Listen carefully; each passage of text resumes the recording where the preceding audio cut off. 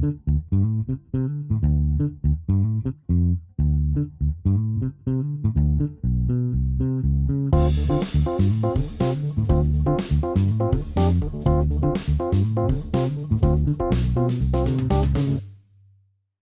ஆண்டவராக இயேசுவின் நாமத்தில் இந்த சனிக்கிழமை நாளில் ஒன்று கூடும்படி நம்முடைய ஆண்டவர் வாய்க்கு செய்தபடியாலே அவருடைய நாமம் மகிமைப்படுவதாக. இந்த கிளாஸுக்கு உங்களை யாவரையும் திரியேகனுடைய நாமத்தில் வருக என்று வாழ்த்தி வரவேற்கிறேன். ஜெபித்து ஆரம்பிப்போம். உன்னதத்தில் வாசம் பண்ணுகிற அற்புதமான தெய்வமே, அக்கறையும் கருசனையும் எங்களை குறித்து பல நல்ல திட்டங்களை வைத்திருக்கிற ஆச்சரியமான பிதா, குமாரன், பரிசுத்த ஆவியானவரே, உம்முடைய நாமம் மகிமைப்படுவதாக.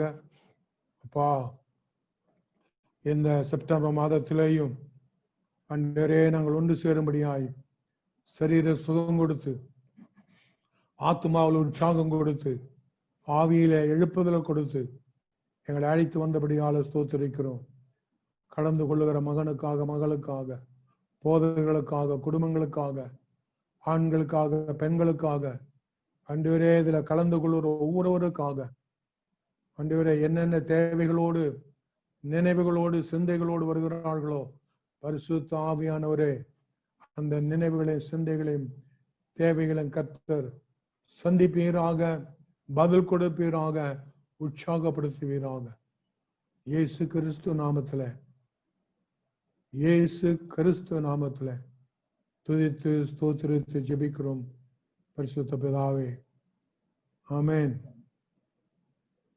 பிரியமானவர்களே, இன்றைக்கு நாம் யாருக்கிட்டெல்லாம் புஸ்தகம் இருக்குதோ உங்க 123வது பக்கத்துக்கு திருப்பிக் கொள்ளுங்க. 123வது பேஜ். அதனுடைய தலைப்பு வாட் மேட்டர்ஸ் த மோஸ்ட். எது மிக மிக முக்கியமானது அல்லது பிரயோஜனமானது? What is it? அதுக்கு பேஸ் பண்ணி, அந்த கேள்விக்கு பேஸ் பண்ண அடித்தளமாக 1 Corinthians 13ஆம் அதிகாரம் 3ஆம் வசனத்துடைய அந்த கடைசி பகுதியில நான் இங்கிலீஷ் வாசிக்கிறேன். பிறகு நம்மோடு கூட இருக்கிற சந்திரசேகர் அவர்கள் தமிழ்ல வாசிப்பார்கள். 13ஆம் அதிகாரம் 1 Corinthians 13ஆம் அதிகாரம் உங்களுக்கு எல்லாருக்கும் தெரிந்த அதிகாரம், அன்பை பற்றி பேசுகிற அதிகாரம். அதுல 3ஆவது வசனத்துடைய அந்த கடைசி பாட்டு இங்கிலீஷ்ல இப்படி இருக்கிறது: no matter what I say, நான் என்ன சொன்னாலும், no matter what I believe, நான் எதை விசுவாசித்தாலும், and no matter what I do, என்னத்தை செய்தாலும், I am bankrupt without love. அப்படின்னு இங்கிலீஷ்ல.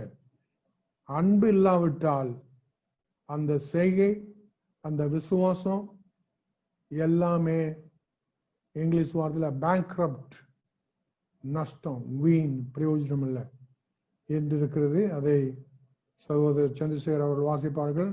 13ஆம் அதிகாரத்துடைய 3ஆம் வசனத்துடைய கடைசி பாகம். ஐயா வாசிங்க. அன்பு எனக்கு இராவிட்டால் எனக்கு பிரயோஜனம் ஒன்றுமில்லை. அந்த தமிழ்ல எனக்கு பிரயோஜனம் இல்லைங்கிற அந்த வார்த்தை இங்கிலீஷ் பைபிள்ல நான் வச்ச பேங்க்ரப்சி, திவாலாயிடும். பேங்க்ரப்ட்னா திவாலா, பேங்க் திவாலாயிடும். அந்த வார்த்தையாக உபயோகம். அன்பு இல்லாத வாழ்க்கை, எவ்வளவு பெரிய பக்தி இருந்தாலும் சரி, எவ்வளவு பெரிய காரியத்தை செய்தாலும், அன்பு இல்லாவிட்டால் that is the most என்று அந்த 13ஆம் வசனம். அடுத்ததாக 2 John 16ஆம் வசனமும் அந்த அந்த சப்ஜெக்டிவ் நமக்கு விளக்கி சொல்கிற வசனம். 2 John 1ஆம் அதிகாரம் 6ஆம் வசனத்துல, love means living the way God commanded us to live. அன்பு என்பது ஆண்டவராகிய அவர் இப்படித்தான் நீ இருக்க வேண்டும் என்று சொன்ன அந்த வழியில நடப்பதுதான் அன்பு. Love means living the way God commanded us to live. அடுத்தது அதே வசனத்துல, as you have heard from the beginning, ஆதியிலே இருந்து நீங்க கேட்ட பிரகாரம், his command is this, அவருடைய இந்த ஆண்டவருடைய பிரதான கட்டளை, உன்னதமான கட்டளை. His command is live a life of love. அன்பு நிறைந்த அன்பு உள்ளத்தோட வாழ்ந்து பழகு. Live a life of love. யாரை வாசிங்க? 2 யோவான் 1:6. 2 யோவான் 1:6.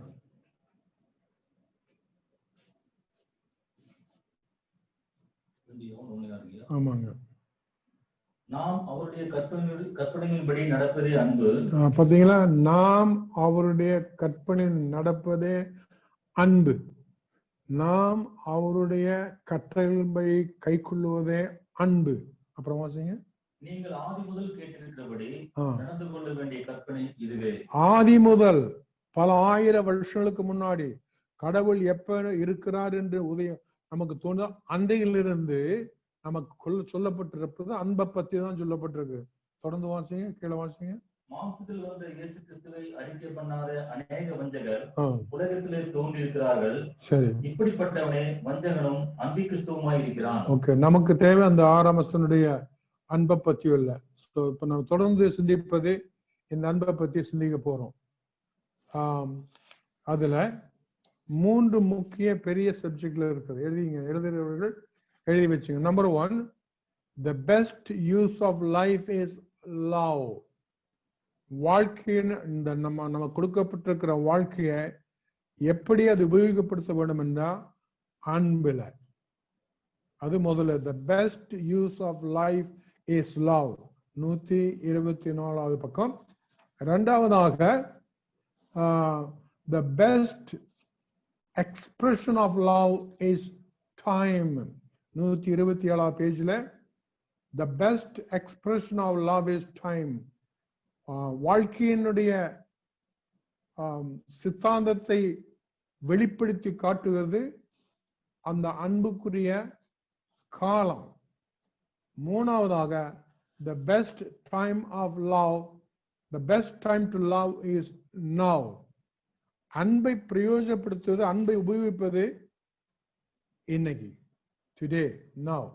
அந்த 3 தலைப்புகள்ல தான் நம்ம சிந்திக்க போகிறோம். ஸோ முதலாவது the best use of life, வாழ்க்கையை சரியானபடி உபயோகிக்கிற என்பது அன்பு நிறைந்த வாழ்க்கையா இருக்கும்போது. love should be your top priority. அன்பு என்பதுதான் கிறிஸ்து வாழ்க்கையில, கிறிஸ்து மாத்திரமல்ல ஒவ்வொரு மனித வாழ்க்கையில டாப் பிரையாரிட்டி, ரொம்ப மிக உன்னதமான உயர்வான கொள்கை உள்ளதாகும். அன்பு என்பது டாப் பிரையாரிட்டி. இரண்டாவது பிரைமரி அப்ஜெக்டிவ், உன்னதமான உயரமான ஒரு கோல், அதுதான் நம்முடைய அப்ஜெக்டிவ். முதல்ல அது டாப் பிரையாரிட்டி, அது முக்கியமானது. இரண்டாவது அதுதான் உன்னதமானது. மூணாவது the greatest ambition, வாழ்க்கையில அதுதான் நம்முடைய ஆம்பிஷன் ஆக, நம்முடைய எதிர்பார்ப்பா இருக்க வேணும். love is not a good part of your love is not a good part of life. அன்பு என்பது உங்க வாழ்க்கையில ஒரு பகுதியா இருப்பதல்ல. அன்பு உங்க வாழ்க்கையில் ஒரு பகுதியா இருப்பதல்ல. பின்ன it is the most greatest, it is the most important part of life. அன்பு என்பது, இந்த ஆண்டு கொடுக்கிற அன்பு என்பது இதுதான் முக்கியமான, வாழ்க்கையில முக்கியமானதாகும். காரணம் நம்முடைய ஆண்டவர் அன்பாய் இருக்கிறதுனால, அன்புள்ளவராய் இருக்கிறதுனால. The Bible says, let love be your greatest aim. வேத புஸ்தகம் தேவனுடைய சிந்தையில் வந்த அந்த வார்த்தை 5வதுல 1 கொரிந்தியர் 14ஆம் அதிகாரம் 1ஆம் வசனத்துல அதை வாசிங்க. அந்த முதல் பாட்டு, அன்பை நாடுங்கள் ஞான வரங்களையும் விரும்புங்கள். பாருங்க, அன்பை, அதாவது அன்பை தேடி போகணும். அது நேச்சுரலா உருவாகிறதல்ல. அன்பை உருவாக்க வேணும், அன்பை வளர்க்க வேணும், அன்பு வளர்க்கப்பட வேணும். ஏன்னா நம்ம அன்புன்ற பத்தி நம்ம கேட்டிருக்கிறோம், நமக்கு அதை பத்தி பரிபூர்ணமா தெரியாது. அது எங்க தெரியுது? இந்த பைபிள் மூலமாக, இந்த பரிசுத்தாவின் மூலமாக, இந்த தேவ இவரை நெருங்க நெருங்க அந்த அன்பை பத்தி நமக்கு புரிய விளங்க ஆரம்பித்து விடும். It is not enough to say one of the things I want in life is to be living, loving. அன்பாய் நான் இருப்பேன் சொன்னா போதாது, அதை செயல்படுத்துவதாய் நாம் இருக்க வேணும்.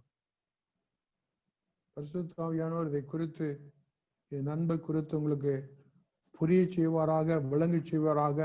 அந்த உண்மையான அன்பு இயேசு கிறிஸ்து மூலம் கால்வாரியில நமக்கு கொடுக்கப்பட்டு காட்டப்பட்டிருக்காகும். அதுதான் அந்த உண்மையான அன்பு.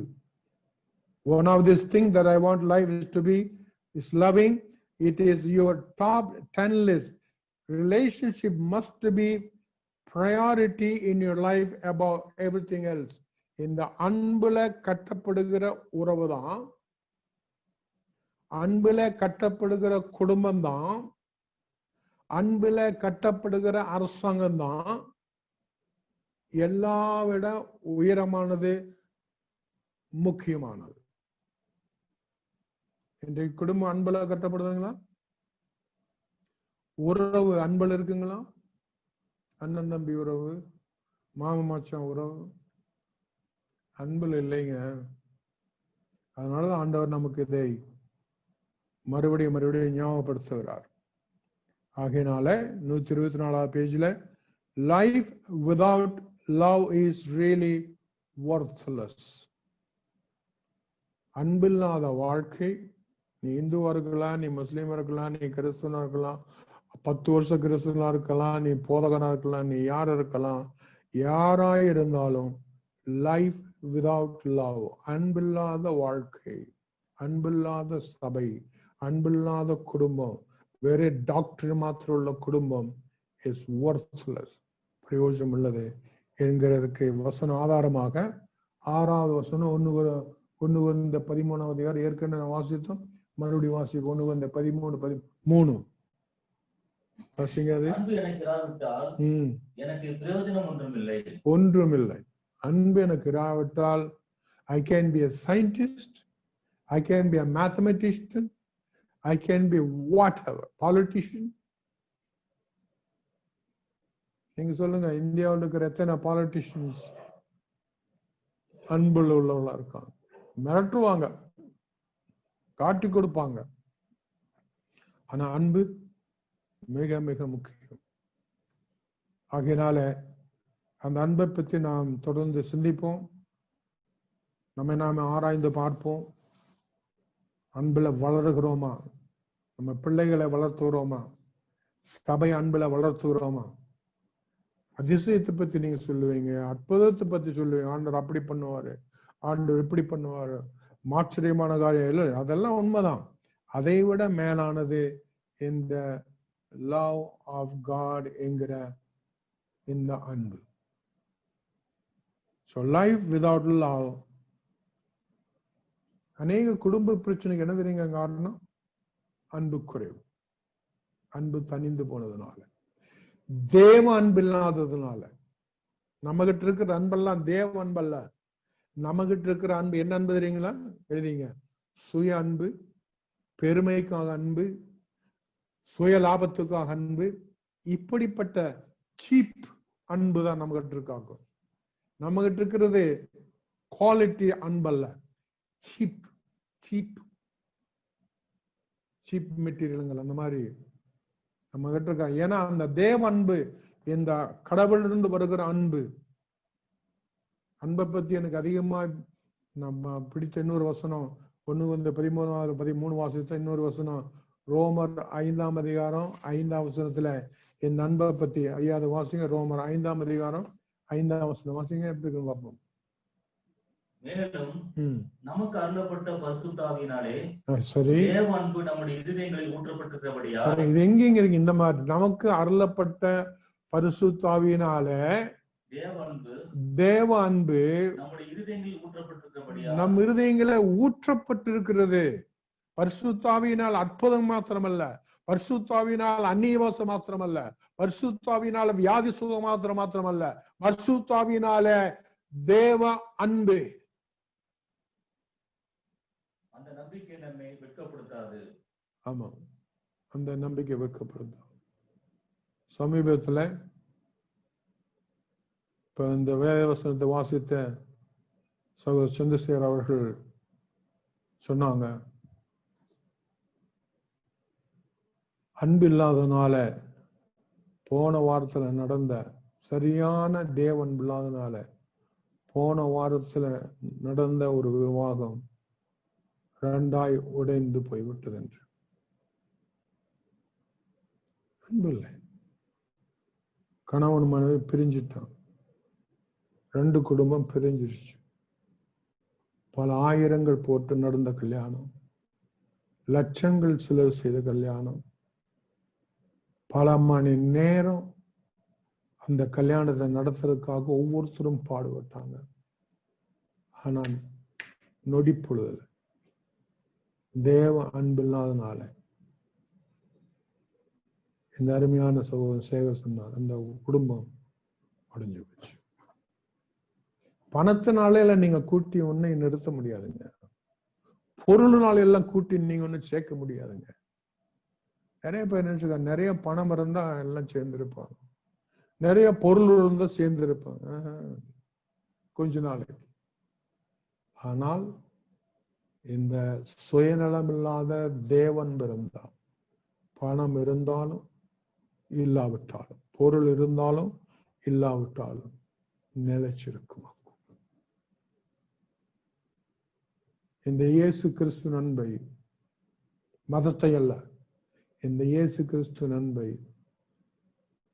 துபாயில இருக்கும்போது நான்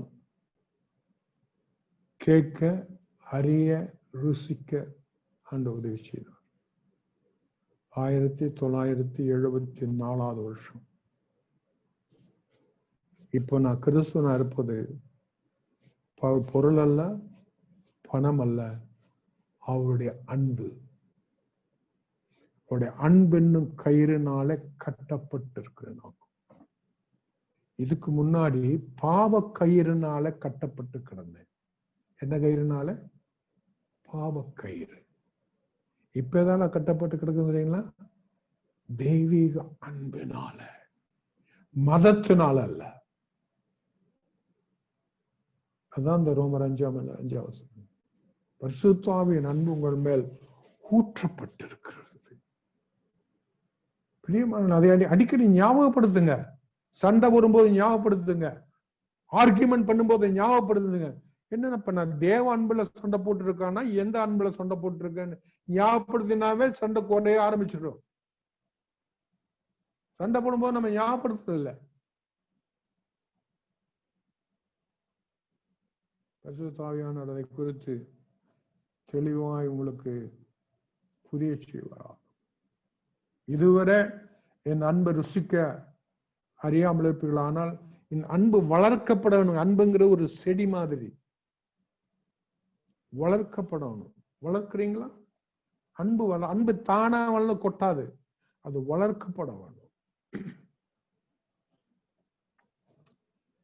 இன்னொரு முக்கியமான வசனம், 7வது வசனம், மத்தேயு 22ஆம் அதிகாரத்துல, மத்தேயு 22ஆம் அதிகாரத்துல 7ஆம் வசனத்துல, நம்ம தமிழ்ல வாசிக்கிற ஐயா அதை எடுத்துட்டு இருக்காங்க. ஆண்டவர் சொன்னார், love God and love people.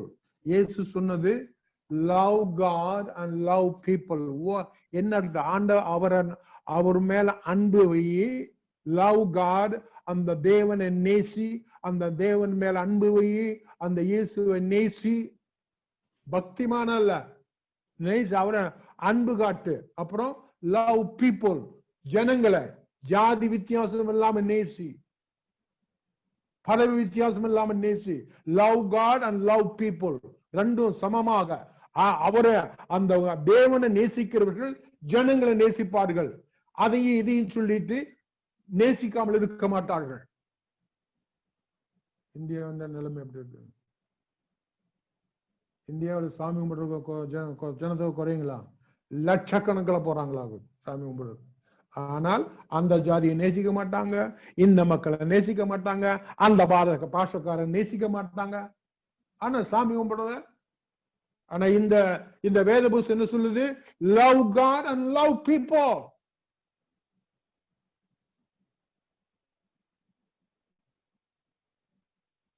மற்ற மதத்தினர் செய்யறாங்களோ இல்லையோ, இயேசுவை அறிந்த நீயும் நானும் இப்படிப்பட்ட அன்பை வளர்ப்போம், செயல்படுத்துவோம். லவ் காட், கடவுள் மேல அன்பவை, அப்புறம் அடுத்தது என்ன செய்ய? Love people.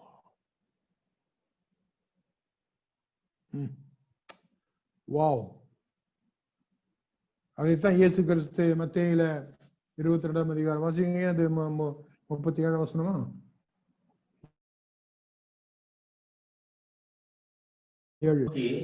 உன் தேவனாகிய கர்த்தரிடத்தில் உன் முழு இதயத்தோடும் உன் முழு ஆத்மாவோடும் உன் முழு மனதோடும் அன்பு கூறுவாயாக. பாருங்க எப்படி அன்பு கூறான்னு சொல்றாரு. கையெடுத்து இப்படி கும்பிடுறதல்ல, உன் தேவனாகிய கர்த்தர் உன்னோட கடவுளுக்கு இப்படி கையெடுத்து ஒரு கும்பிடு போட்டு போயிடியா, அப்படி சொல்லல இயேசு. இப்படி ஒரு கையெடுத்து கும்பிடு போட்டு, இல்ல ஒரு தோப்பு கரணம் போட்டுட்டு அந்த சாமி முன்னாடி போய் என்ன பண்ணு, ஒரு தோப்பு கரணம் போடு. தோப்பு கரணம் போடுறது அன்பல்ல. என்ன சொல்றாரு இயேசு கிறிஸ்து? முழு இருதயத்தோடும் முழு ஆத்மாவோடும் முழு மனதோடும், அறகுறை இல்ல, முக்கால் இல்ல, முழு இதயத்தோடு தேவனை நேசி, முழு இதயத்தோடு மக்களை நேசி, முழு இதயத்தோடு தேவனை, முழு ஆத்மாவோடு தேவனை நேசி, முழு ஆத்மாவோடு மக்களை நேசி. அதனாலதான் பாஷை வித்தியாசம், ஜாதி வித்தியாசம், படிப்பு வித்தியாசம், எல்லா வித்தியாசங்களும் காணாம போய்விடுகிறது. காரணம் God's love. God's love. தேவ அன்பு.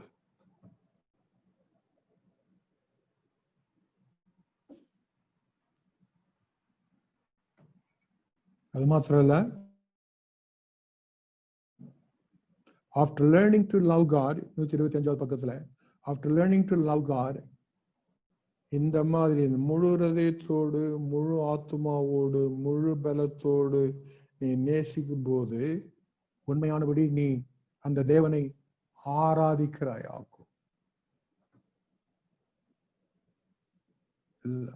அன்பும் worshipum goes together. அடுத்தது learning to love others is the second purpose of your life. வெறும் கடவுளை நேசிக்கணும் மாத்தம் சொல்ல போட்டு கடவுள் போட்ட முன்னாடி போய் நின்று ஒரு கும்பிடு போட்டுட்டு இல்ல, சமமாக மக்களையும் நேசிக்கவும். அவன் உலகத்துல 4 கலர் உள்ள மக்கள் இருக்காங்க. வெள்ளைக்காரங்க, சைனீஸ் கொஞ்சம் மஞ்சளா இருப்பாங்க, ஆப்பிரிக்கா மக்கள் நல்ல கருப்பா இருப்பாங்க, இந்தியா மக்கள் பிரவுனா இருப்பாங்க. எல்லா மக்களையும் நேசி, எல்லா கலரையும் நேசி, ஏழைகளை நேசி. இயேசு கிறிஸ்துவை அறிந்து உணர்ந்தால மாத்திரம்தான் அது செய்ய முடியும், இல்லைன்னா முடியாது. சோ அதனால இந்த அன்புனாலதான் ரிலேஷன்ஷிப், உறவு கட்டப்பட.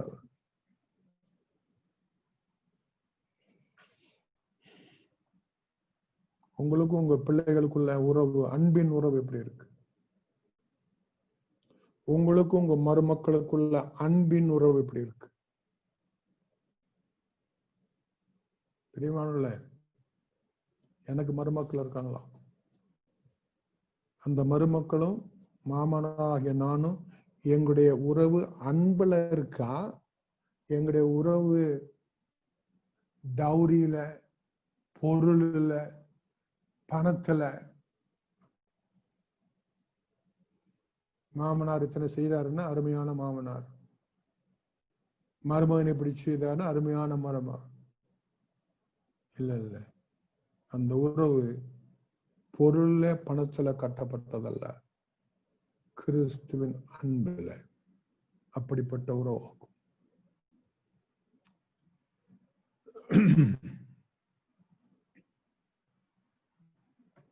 இந்த அன்பை வளர்க்க 3 காரியத்தை நாம விட்டு கொடுக்கோம். எழுதிங்க. இந்த தேவ அன்பை வளர்க்க 3 காரியத்தை நம்ம கவனமாய் விட்டு கொடுக்க வேணும், செலவு செய்ய வேணும். 1, டைம். அன்பை வளர்க்க டைம் தேவை. டைம் நம்ம செலவு பண்ணணும். 2வது எனர்ஜி, நம்முடைய பலம். 3வது அட்டென்ஷன், கவனம். அன்பை வளர்க்க டைம் செலவு பண்ணணும். எனர்ஜி, நம்முடைய பலத்தை செலவு பண்ணணும்.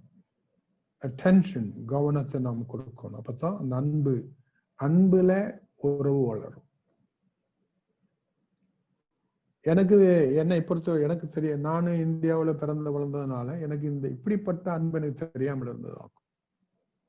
ஆனால் வளர்ந்த கிறிஸ்துவர்களோடு கூட நான் பழகி அவங்க அந்த அன்பின் உறவை நான் கண்ட போதுதான், ஓ, நான் இந்தியாவில் படிச்ச அன்பு வேற, பிதா குமாரன் பரிசுத்த ஆவியில வளர்ந்த அன்பு வேற.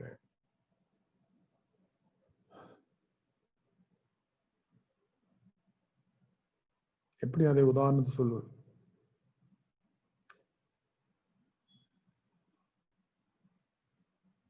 உதாரணத்துக்கு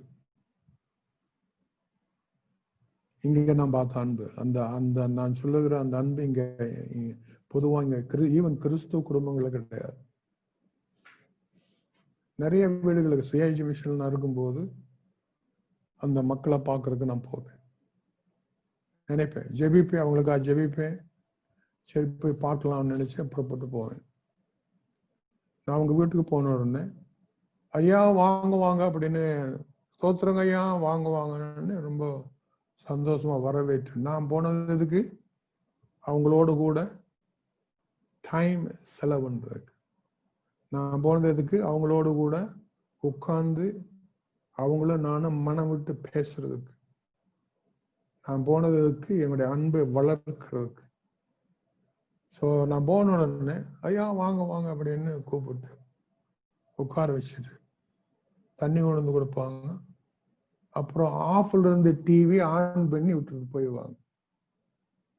டிவி பார்க்க வேணா போனேன், அவங்க கூட டைம் செலவு பண்ண போனேன். டிவி போட்டு விட்டு போயிட்டாங்களே, நீங்க வீட்டுக்கு போய் பாருங்க என்ன பண்றாங்க பாருங்க. காஃபி கொண்டு கொடுப்பாங்க, டீ கொண்டு கொடுப்பாங்க, டிவி போட்டுருவாங்க. அதுதான் ஃபெலோஷிப், அதுதான் அன்பு. கடைசி வேலை டிவி பார்த்துட்டு அப்புறம் ஒரு ஜெபம் பண்ணிட்டு, கடைசி ஜெபம் டிவி பார்த்து சந்தோஷத்துல ஒரு ஜெபம் பண்ணிட்டு, அதுக்கு பேரு ஃபெலோஷிப். அது என்ன ஃபெலோஷிப், என்ன அன்பு, என்ன உறவு? டிவி உறவு. நினைப்பேன் எப்படி இந்த மக்களுக்கு சொல்லிக் கொடுக்க, ஐயா உங்க டிவி பார்க்க நான் என்கிட்ட உங்க டிவி விட பெரிய டிவி என் வீட்டுல இருக்கு, உங்க டிவி பார்க்க நான் வரலைங்க ஐயா, நான் வந்தது உங்க மனசுல இருக்கிற, உங்க மனசுலையும் என் மனசுல இருக்கிற பேசுறதுக்காக, ஃபெலோஷிப்புக்கு வந்தேன், அன்புலோடு இருக்கிற ஃபெலோஷிப்புக்கு வந்தேன். அதனால உண்மையான அன்பு வளரும்னா, தேவனோடு உண்மையான அன்பு வளர்க்க நம்ம என்ன செய்யறோம்? டைம் ஒதுக்குறோம். அப்படி 1/2 மணி நேரம் ஜெபிக்கிறோம், 1 மணி நேரம் ஜெபிக்கிறோம், நாள் முழுவதும் ஜெபிக்கிறோம், 2 மணி நேரம் ஜெபிக்கிறோம். டைம் ஒதுக்குறோம். யாரு கூட? தேவனோடு கூட. எப்படி? ஜெபத்துல. அதே போல எனர்ஜி, ஜெபத்துல நம்முடைய எல்லா எனர்ஜியும் செலவு பண்ணி ஜெபிக்கிறோம். 3 காரியம் அன்பை வளர்க்க டைம் செலவு பண்ணணும். எப்படி தேவனோடு கூட அன்பை வளர்க்க டைம் செலவு பண்ணணும். 5 நிமிஷத்துல அன்பை வளர்க்க முடியாது. குறைஞ்ச 1 மணி நேரம் ஜெபம் பண்ணணும், அல்லது 2 மணி நேரம் ஜெபம் பண்ணணும், அல்லது 4 மணி நேரம். 2வது எனர்ஜி, முழுபலத்தோடு ஜெபிக்கணும். 3வது அட்டென்ஷன், எல்லா கவனமும் அந்த தேவன் மேல. அதே மாதிரி மக்களோடு கூட, மனைவியோடு கூட.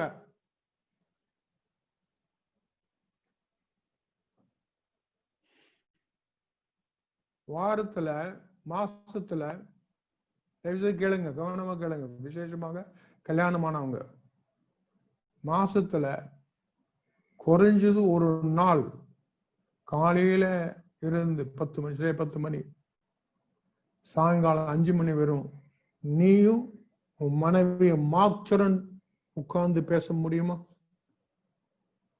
இது வேறங்களா? நாங்க பேசாம இருந்தாமே சண்டை வந்துருது. இனி நாள் முழுவதும் உட்கார்ந்து என்ன ஆகிறது? எப்படி பரவு? சண்டை போடாம ஒரு நாள் முழுவதும் கணவன் மனைவி உட்கார்ந்து பேச முடியுமா? நாள் செலவு பண்ண முடியுமா? முடியாது. இதுதான் அதிகமான பலம். இப்படித்தான் நீயும் மகனும், நீயும் மருமகனும்.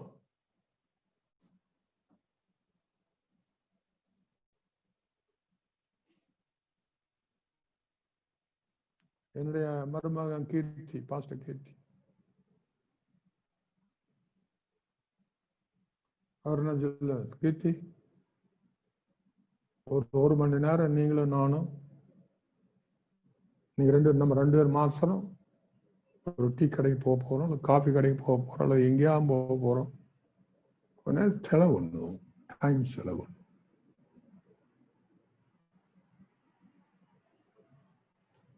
நீங்க சொல்லுங்க, மருமகனும் மாமியார் அப்படி போறது ரைட்டா?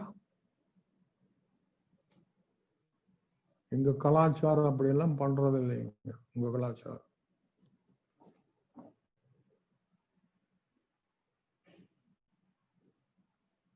சிந்திங்க. எப்படி மாமியார் மருமகளும், மாமியார் மருமகளும் ஜெயிக்கிறாங்களா? பார்த்திருக்கீங்களா? மாமனார் மருமகனும் ஜெயிக்கிறாங்களா? பார்த்திருக்கீங்களா? ஜெப கூட்டத்துக்கு போவாங்க.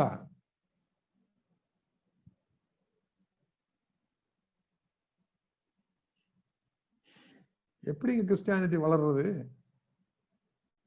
எப்படிங்க அன்பை வெளியே சொல்லுகிறது? உங்க பேரு, உங்க பேத்த, உங்க பேத்தி, பேரன்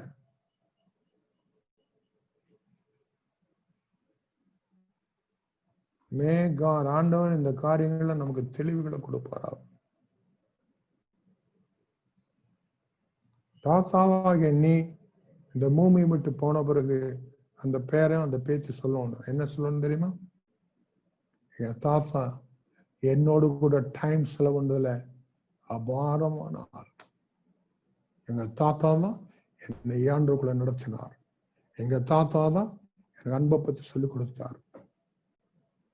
அந்த பேத்தி சொல்லுவான், அந்த பேரன் சொல்லுவான்.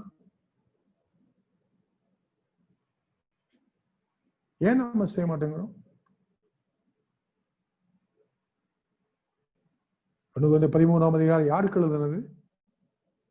சபை மக்களுக்கு தனியே எழுதுனது. பாஸ்டர்களுக்கும், கணவன்மார்களுக்கு, மனைவிமார்களுக்கு, தாத்தா பாட்டி பேரம்பிள்ளைகளுக்கு, மருமக்களுக்கு. 13ஆம் அதிகாரம் எல்லா விசுவாசிகளுக்கு எழுதுனதாகும்.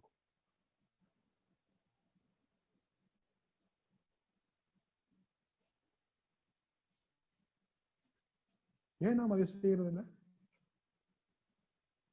கிறிஸ்துவ நாடுகள் செய்யறாங்க, அவங்க ஏன் செய்யறாங்க?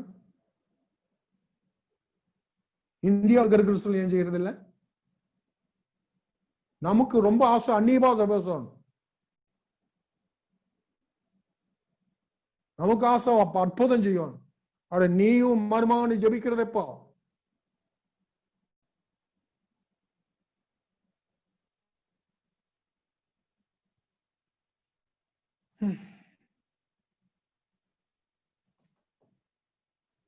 மூணு அன்பை வளர்க்க டைம், எனர்ஜி, அட்டென்ஷன், கவனம். பிதாவோடு, குமாரனோடு, இயேசுவோடு டைம் ஸ்பெண்ட் பண்ணி ஆகணும். எவ்வளவு மணி நேரம் நம்ம ஜெபிக்கிறோம், அதே மாதிரி மனைவியோட, அதே மாதிரி கணவனோட, அதே மாதிரி தம்பியோட, அதே மாதிரி அண்ணனோட, அதே மாதிரி உறவுன அத்தனை பேரும் நவோமியும் ரூத்தும் டைம் ஸ்பெண்ட் பண்ணார்களாக்கும். நவோமி மாமியாரு, ரூத் மருமக சபிக்கப்பட்ட சமூகம் வந்தவ, மாமியார் இஸ்ரவேல் சேர்ந்து வந்த. ஆனா ரெண்டு பேரும் they spend time together.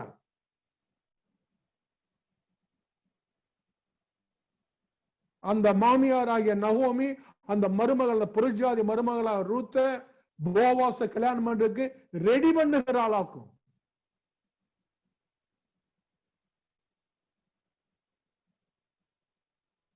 சர்ச்சுக்கு போறீங்க, அது போதாது. தனிமையில மனம் விட்டு பேசுற உங்க மகளோட மனம் விட்டு, உங்க மக உங்களோட மனம் விட்டு பேசுவாளா? நீங்க உங்க மகிட்ட மனம் விட்டு பேசுவீங்களா? அதே மக கிட்ட எப்படிங்க பேசுறது? பின்னாடி பேசலன்னு இருக்குங்க.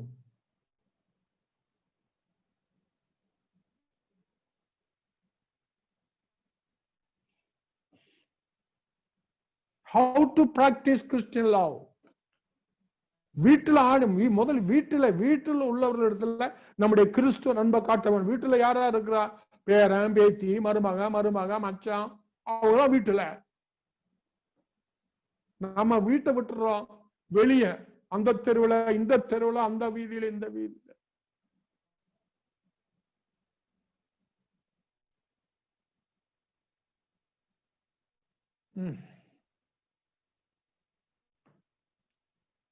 இப்படிப்பட்ட அன்பு வளர்க்கறதுக்கு தடையா இருப்பது என்னதுங்களா?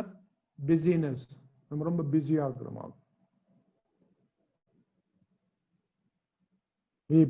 We are preoccupied with making a living, doing work. இப்படிப்பட்ட அன்பை வளர்க்காதபடிக்கு நம்ம கிஃப்ட்டுக்கு வாங்கி கொடுக்கறதுலயும் பணம் சம்பாதி கொடுக்கலையும் இதுலயும் அதிகமான நேரத்தை செலவு பண்ணுகிறோம். The point of life is learning to love, learn how to love. என்னுடைய மகளை நான் எப்படி நேசிப்பது? வெறும் பொருள் வாங்கி கொடுத்த போதாது, சொத்து வாங்கி எழுதி வச்ச போதாது.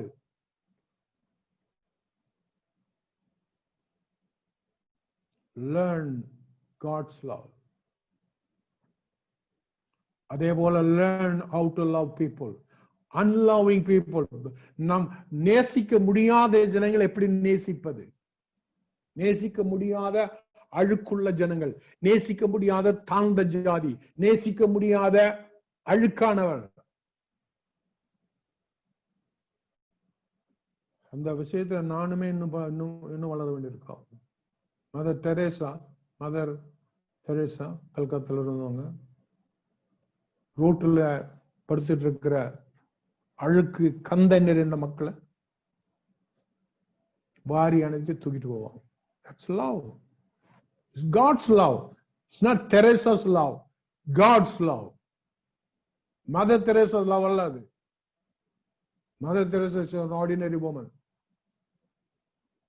This is Jesus' love. ஆஸ்திரேலியாவில் இருந்து குஷ்டரோகிகள மத்தியில ஊழியம் செய்ய ஒரிசாவுக்கு வந்தார் ஒரு டாக்டர். God's love. குஷ்டரோகிகள் மத்தியில. சென்னையில விபச்சாரிகள் மத்தியில் ஊழியம் நடக்கிறது. எப்படி காரணம்? God's love. பம்பாயில ரெட் விளக்கு, சிவப்பு விளக்கு பெண்கள் மத்தியில் ஊழியம் நடக்கிறது. எப்படி அது? God's love.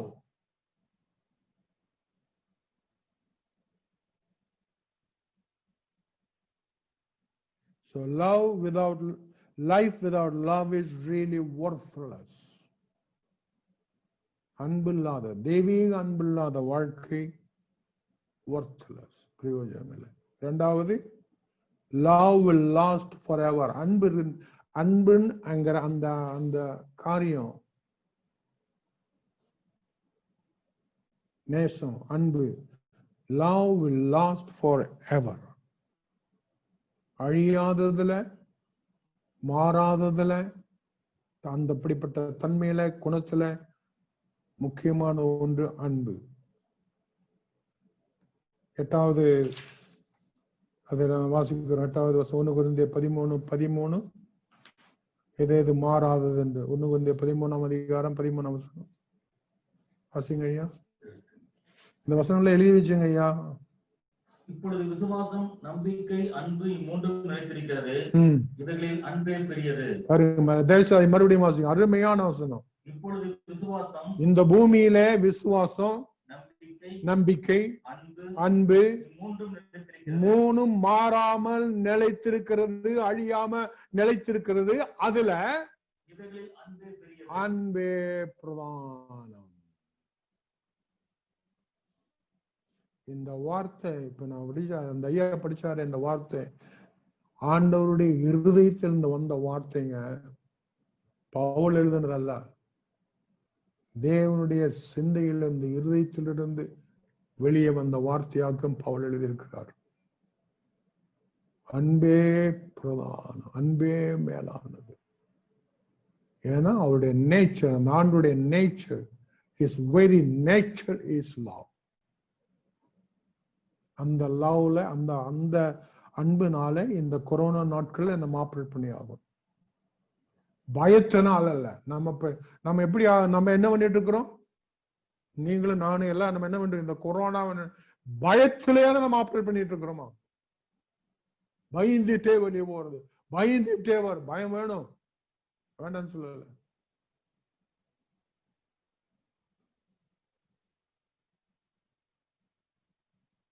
வயதான 2 சகோதரிகள், அக்கா தங்கச்சி 2 சகோதரி, வயசானவங்க, விதவைகள். நம்முடைய சகோதரன் சந்திரசேகரனுக்கு போன் பண்ணி, ஐயா எங்களை கவனிக்க யாருமே இல்லை, சாப்பாடு இல்லாம நான் கிடக்கும், ஏன்னு கேட்கற கூட ஆள் இல்லை. நம்முடைய சகோதரன் சந்திரசேகர் அந்த குடும்பத்தை, அந்த 2 விதவைகளுக்கு தேவையான வாங்கி கொண்டு இன்னைக்கு நடந்த சம்பவம். ஏன் தெரியுங்களா? அவர் அதை புகழுக்காய் செய்யல, லாபம் சம்பாதிக்க செய்யல. Love of God.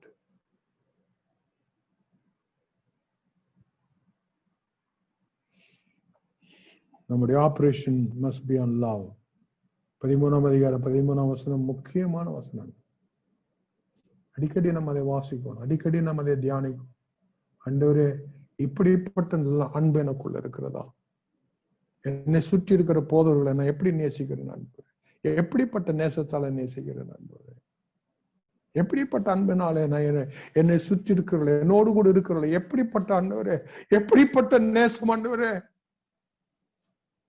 என் கணவனை எப்படிப்பட்ட நேசத்தினால் நேசிக்கிறேன் ஆண்டவரே. என் மனைவியை எப்படிப்பட்ட அன்பினால நேசிக்கிறேன் ஐயா.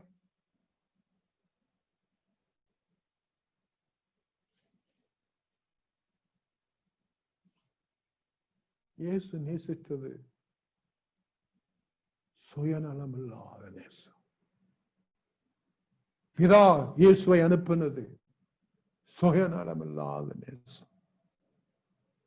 பேதுரு, பவுல், யோவான் ஆண்டவர் ஊழியம் செய்தது சுயநலம் இல்லாத நேசம்.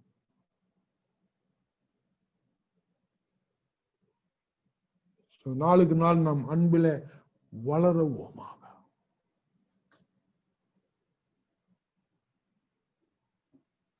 Love leaves a legacy. அப்படிப்பட்ட அன்பை நாம வளரும் போது அது பெரிய ஒரு சரித்திரத்தை ஆண்டவருடைய நாமத்துக்காக விடுமாகும். மதர் தெரேசா பத்தி நான் உங்களுக்கு சொன்னேன். அந்த அம்மா சொல்ல ஒரு பொன்மொழி, it is not what you do. Mother Teresa சொன்னது, it is not what you do, நீ என்ன செய்யறாங்கிறது முக்கியம் அல்ல, but how much love you put into that. நீ செய்யற அந்த பணியில, அந்த வேலையில எத்தனை தேவ அன்பை ஊற்றினாய். நீ கொடுத்தது அன்போடு கொடுத்தாயா? நீ உதவி செய்தது அன்போடு செய்தாயா? எந்த அன்பு? தெய்வீக அன்பா, அல்லது உனக்கு புகழ் சம்பாதிக்கிற அன்பா, உனக்கு பேர் சம்பாதிக்கிற அன்பா, உனக்கு வருமானம் வருகிற அன்பா?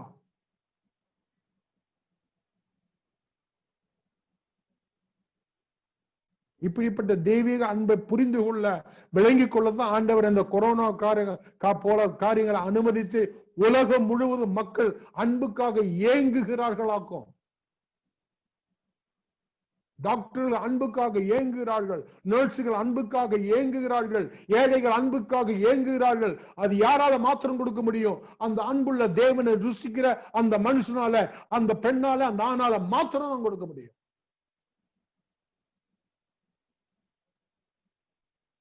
மத தலைவரால கொடுக்க முடியாது. ஏன்னா உங்க தலைவர்கள் கல்வாரி நண்பர் ருசித்தவரால் மாத்திரம் கொடுக்கும்.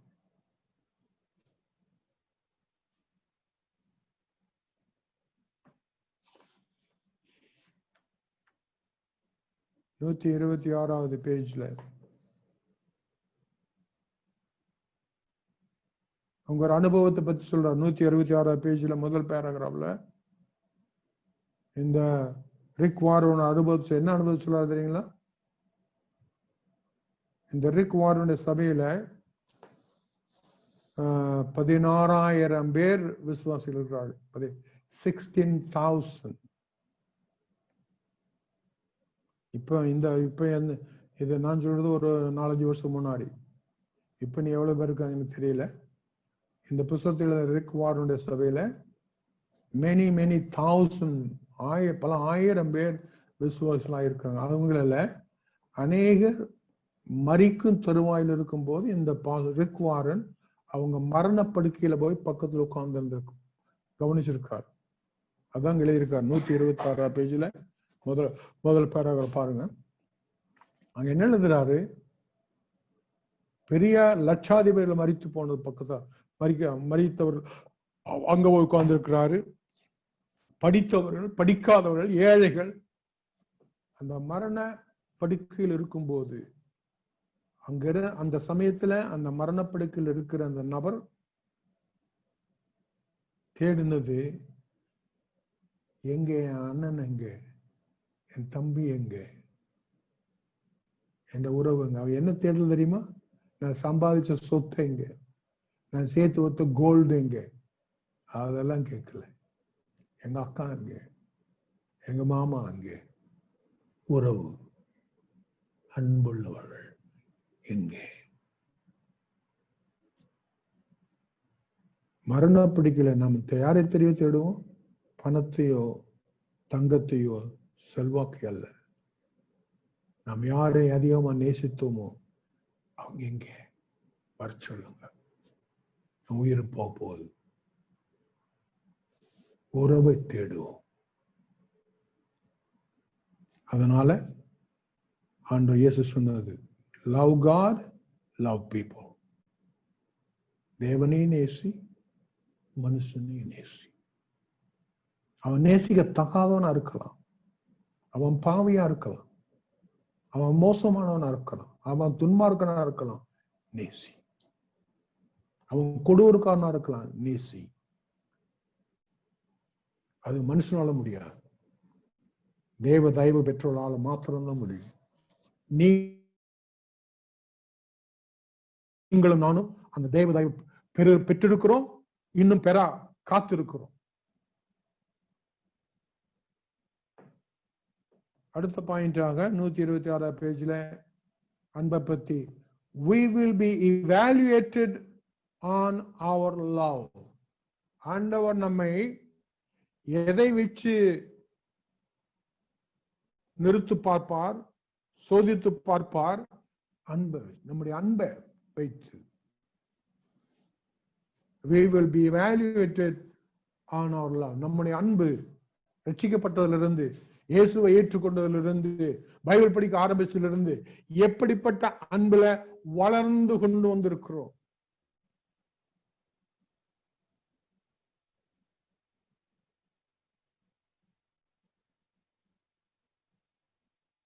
The third reason to make learning to love the goal of your life is that it is what we will be evaluated in eternity.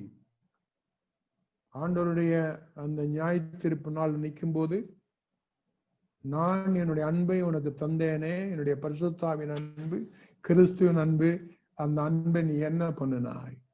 எப்படி செலவு பண்ணினாய்? பரிசுத்தாவின் மூலம் உன் மேல் அன்பு ஊற்றினேன்.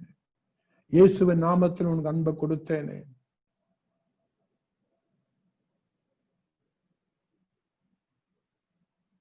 In heaven, God won't say, tell me about your career. என்ன வேலை, அந்த நியாய தீர்ப்புனால என்ன எப்படிப்பட்ட பாஸ்டர் வேலை செய்ய அது கேட்க மாட்டாரு. பேங்க் அக்கவுண்ட் எவ்வளவுன்னு கேட்க மாட்டாரு. உன்னோட ஹாபி என்னன்னு கேட்க மாட்டாரு. அந்த அன்பு நான் தந்தேனே, அதை எப்படி செலவு பண்ண? Jesus said the way to love him is to love his family and care for their practical needs. இந்த வசனம் வாசிங்க ஐயா, 10வது வசனம், மத்தேயு 25:40. மத்தேயு 25:40 அன்பை பற்றி சொல்றாரு. இயேசு சொல்றாரு. ஆமா. அதற்கு ராஜா பிரயோஜனமாக, மிகவும் சிறியவராகிய என் சகோதரரான இவர்களில் ஒருவனுக்கு நீங்கள் எதை செய்தீர்களோ அதை எனக்கே செய்தீர்கள் என்று. மிகவும் சிறியவர்களான இவர்களில் எனக்கே செய்தீர்கள்.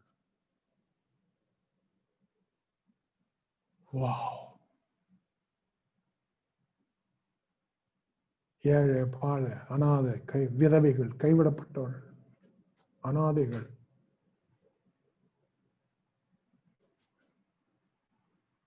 நாங்க ஒரு 3-4 பசங்களை வளர்க்கிறோம். அதுல 2-3 பசங்க அனாதைகள். அதை பாக்கியமாய் நாங்க கருதுறோம். உங்களுக்கு தெரியும், நாங்க ஒரு 3-4 பசங்களை வளர்த்துட்டு இருக்கோம். அவங்களை செலவு பண்றது, அவங்க காலேஜ படிக்க வைக்கிறது பாரமா நினைக்கல, பாக்கியமா நினைக்கிறோம். பாஸ்டர் பால் பிரபாகர் உங்களுக்கு தெரியும். அவர் பாஸ்ட் ஆகியிருந்த அந்த மேட்டூர் சர்ச்சில் ஒரு வருஷத்துல ஒரு கிறிஸ்துமஸ்க்கு நான் போயிருந்தேன். அந்த கிறிஸ்துமஸ் ஆராதனை முடிஞ்ச பிறகு அவங்க ஒரு பந்தி வச்சிருந்தாங்க அந்த மேட்டூர் சர்ச்சில். பால் விவகாரம் பாஸ்டர் அந்த சர்ச்சில் கிறிஸ்துமஸ் ஆராதனை முடிஞ்சு ஒரு பந்தி வச்சிருந்தாங்க. என்ன பந்தி தெரியுங்களா? ஆச்சரியப்பா, எங்கேயும் நான் பார்த்ததில்லை. அந்த மேட்டூர் இருக்கிற அத்தனை பிச்சைக்காரர்களையும் வர சொல்லி, குஷ்டரோகிகள், பிச்சைக்காரங்க, ஆம்பளைங்க, பொம்பளைங்க, துணி இல்லாதவங்க, அவங்களுக்கு நல்ல ஒரு சாப்பாடு செய்து, எனக்கு ஞாபகம் இல்லை, அது எப்படி ஒரு 50 பேர் 100 பேர் இருந்திருப்பாங்க. அத்தனை பேரும் எல்லாம் உட்கார வச்சு அந்த டீக்கன் எல்லாம் அவங்களுக்கு பரிமாறி அவங்களுக்கு துணிமணி கொடுத்து. அதுதான் இந்த வசனம் இப்ப படிச்சாரு. என்ன வசனம் அது? மத்தேயு 25:40. சிறியவர்கள் மேட்டூர் இருக்கிற அத்தனை பிச்சைக்காரங்களும் ஜோறு போட்டாங்க அந்த சர்ச். மிகவும் சிறியராக.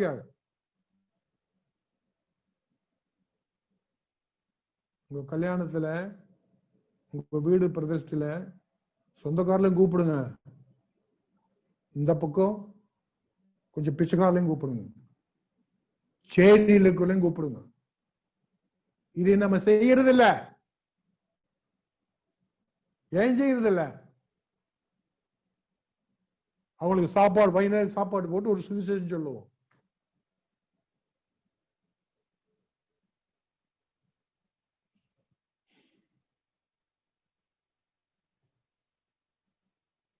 We will be evaluated on our love. ஆண்டவர் நமக்கு அன்பை இலவசமா கொடுத்திருக்கிறார். அந்த அன்பை நம்ம என்ன பண்ணிட்டு இருக்கோம்? நமக்காக வேண்டிய செலவு பண்ணிட்டு இருக்கோமா? என்ன பண்ணிட்டு இருக்கோம்?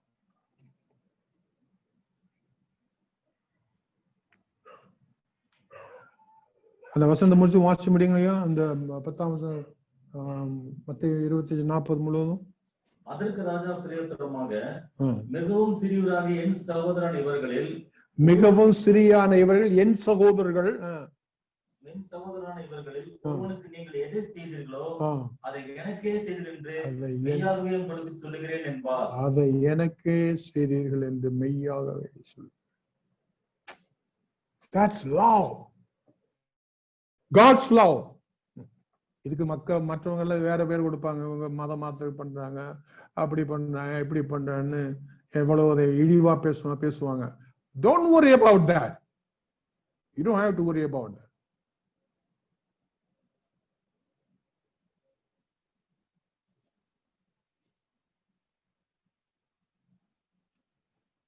When you transfer into eternity, you will leave everything else. நீங்களும் நான் இந்த பூலோகத்தை விட்டு பரலோகத்துக்கு டிரான்ஸ்பர் ஆகும்போது சாக போறேன்னு சொல்ற நம்ம டிரான்ஸ்பர் பூலோகத்திலிருந்து பரலோகத்துக்கு நாம டிரான்ஸ்பர் ஆகும்போது all you are taking with you is your character. நீ உன்னோடு கூட கொண்டு போகிறது எதுவும் இல்லை, இயேசு கிறிஸ்து நாமத்துல நீ வளர்த்து கொண்ட அந்த குணாதிசயம், அந்த கேரக்டர், அந்த அன்பு, அந்த பொறுமை, அந்த நிதானம், அந்த பரிசுத்தாவின் கனிகள் உன்னோடு கூட மேல வரும். The character of Christ, கிறிஸ்துவின் அந்த குணம் உன்னோடு கூட பரலோகத்துக்கு வரும். 11வது வசனம் வாசிங்க. கலாத்தியர் 5:6, 5ஆம் அதிகாரம் 6ஆம் வசனம். கிறிஸ்து இயேசுவினிடத்தில் விருத்த சேதனம் இல்லாமையும் ஒன்றுக்கும் உதவாது. அந்த மத சம்பிரதாயில ஒரு பிரயோஜனம் இல்லை அப்படின்னு கலாத்தியர்ல பவுல் எழுதுகிறார். ஒரு பிரயோஜனம் இல்லை. அன்பினால் கிரியை செய்த விசுவாசமே உதவும். பாருங்க, அது அருமையான வசனம் ஐயா. தயவு செய்து எழுதி வைங்க ஐயா. கலாத்தியர் 5ஆம் அதிகாரம் 6ஆம் வசனம். ஒரு பிரயோஜனம் கிடையாது. என்ன பிரயோஜனம்? கடைசி லைன் எப்படிங்க? அன்பினால் சுவிசேஷம் சொன்னாயா, அன்பினால் உதவி செய்தாயா, அன்பினால் கடன் கொடுத்தாயா, அன்பினால் மன்னித்தாயா, அன்பினால் நேசித்தாயா, அன்பினால் அரவணைத்தாயா, கட்டிப்பிடித்தாயா, அன்பினால் முத்தம் கொடுத்தாயா, அந்த கிறிஸ்துவின் அன்பை செயல்பாட்டிலே போட்டாயா, செய்தாயா. விருத்த சேதனம் பண்ணின ஞானஸ்நானம் எடுத்த, ராபோஜனம் எடுத்த, அதை சொல்லிட்டு தெரியாத, அதெல்லாம் தேவை. ஆனா அதுவெல்லாம் முக்கியம்.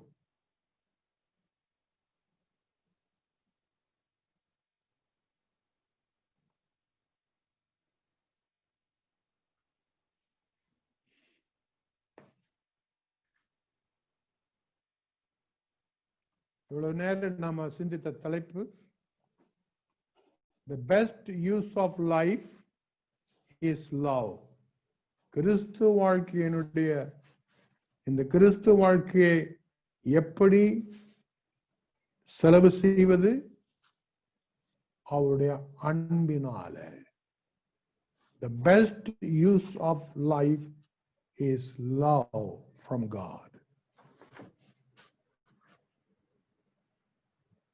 இந்த அன்பு குறைந்து போகாதது, இந்த அன்பு அழுகி போகாதது, இந்த அன்பு நிரந்தரமானது, மாறாதது.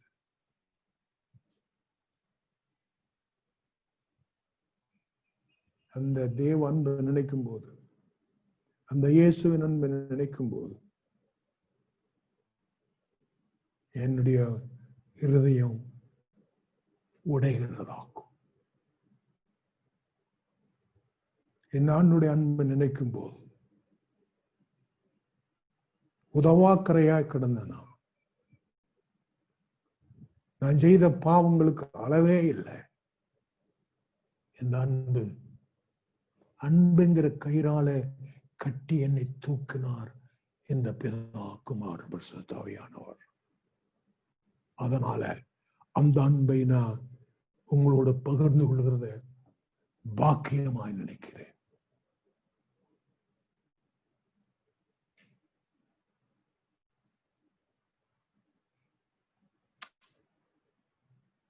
நம்மை உருக்குகிற அன்பு, கடினமான இருதயத்தை உருக போகிற அன்பாக, எவ்வளவு கடினமா இருந்தாலும் பரவாயில்ல. கொலைகாரனா இருக்கான், துன்மார்க்கனா இருக்கலாம், ஆனா இந்த அன்பு ஊற்றப்படும் போது குழந்தைய போல மாறி போய்விடுவான். உங்க வாழ்க்கையில் ஆண்டவர் செய்திருக்கிறார்.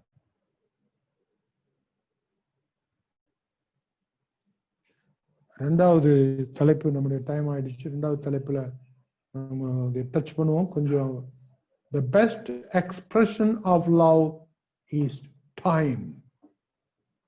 இவ்வளவு நேரம் நாம இப்ப சிந்தித்தோமே, இந்த அன்பை எப்படி எப்போ அதைய கொட்டுறது காட்டுறது, அது வந்து அந்த time is now.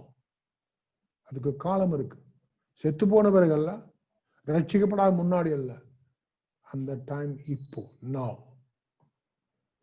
Time is your most precious gift because you have set an amount of it. இப்பதான் ரட்சிக்கப்பட்ட பிறகு, இப்பதான் கொரோனா நாட்கள், இப்பதான் அந்த அன்பை நம்ம காட்ட கடமைப்பட்டுள்ளா இருக்கிறோம். The importance of things can be measured by how much time we are willing to invest in them. இந்த அன்பை கொட்டுறதுக்காக எவ்வளவு டைம் நாம செலவு செய்ய தயாரா இருக்கிறோம். The more time you give to something, the more you reveal its importance. ஒவ்வொரு எந்த காரியத்தை குறித்து அதிகமாய் நீ டைம் செலவு பண்ணுகிறாயோ அது அவ்வளவு முக்கியமா, அதனுடைய முக்கியத்தை அதுல இருந்து தெரிகிறது ஆகும்.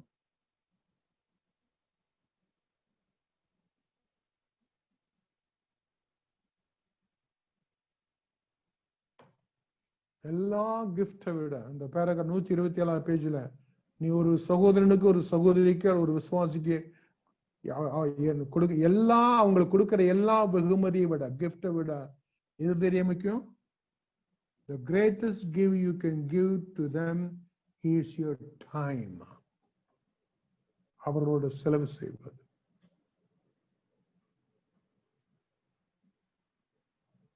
அந்த 2வது பேஜுக்கு அந்த டைம் எவ்வளவு தூரம் செலவு செய்ய குறித்து 127 பக்கத்துல நாம் தொடர்ந்து சிந்திப்போம். இப்போ டைம் ஆனதுனால நம்ம அதோட முடிக்க வேண்டும் விரும்புகிறேன்.